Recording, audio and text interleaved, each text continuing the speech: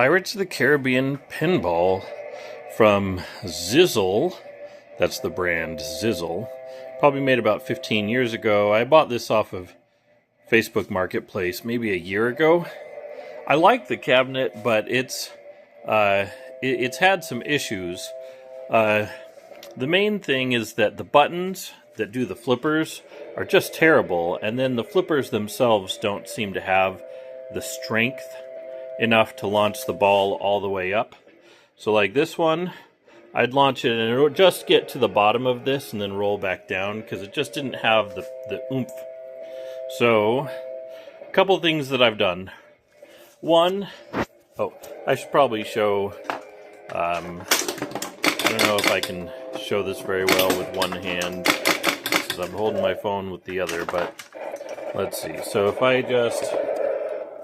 Sorry, Nathan. Try it again. Welcome, Nathan. Okay. If I just hit that... That wasn't a very good hit. Let's try again. Not so easy, is it, matey?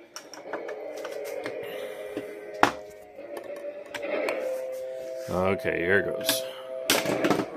Yeah, very good strength. Oh, there, you got it all the way up. I don't know if you can see that. It's hard to play pinball and hold my phone at the same time, especially with one hand. Okay, let's try again. Anyway, it's still a toy pinball machine. It's not gonna... The flippers aren't gonna be as powerful as a real pinball machine, but it is possible for me to get it all the way to the top now. Okay, we'll give it one more try. Oh, nope, one more try. Alright, here goes. Oh, there we go. We did it. Okay. So, these flippers have pretty good power now. Okay, so how did I fix the flipper power? Well, I just took off the board on the back. You can see it down there on the underside.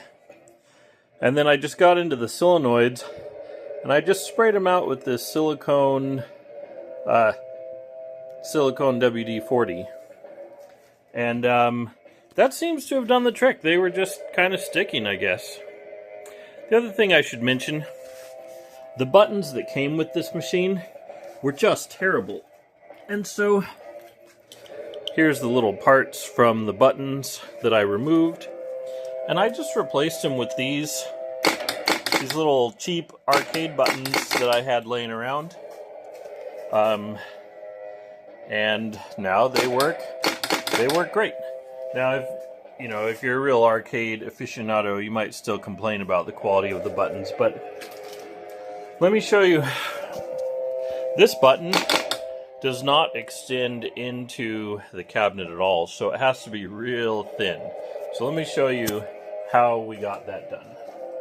It turns out arcade buttons come in a bunch of different shapes and sizes. You can see we've got these fancy black ones. I think these are actually the X-Arcade ones from Pittsburgh. And then we've got these green ones.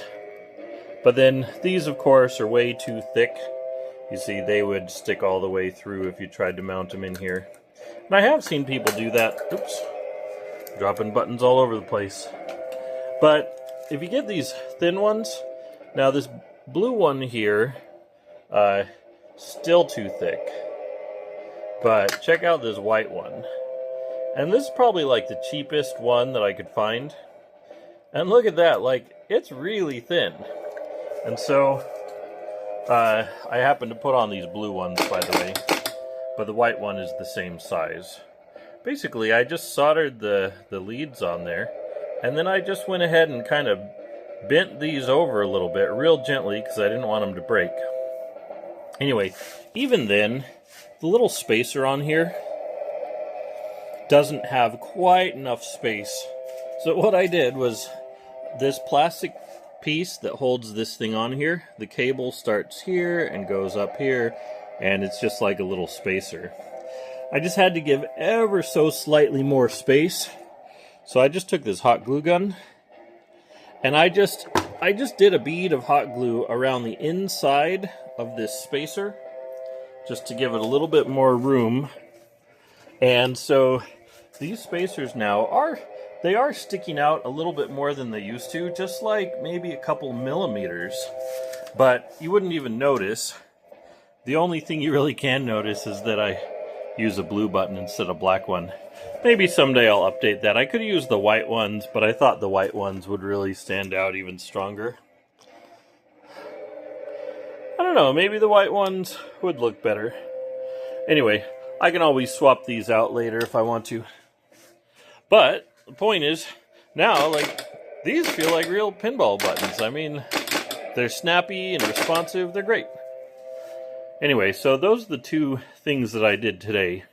I didn't have to spend any money on them because I used stuff that I already had around.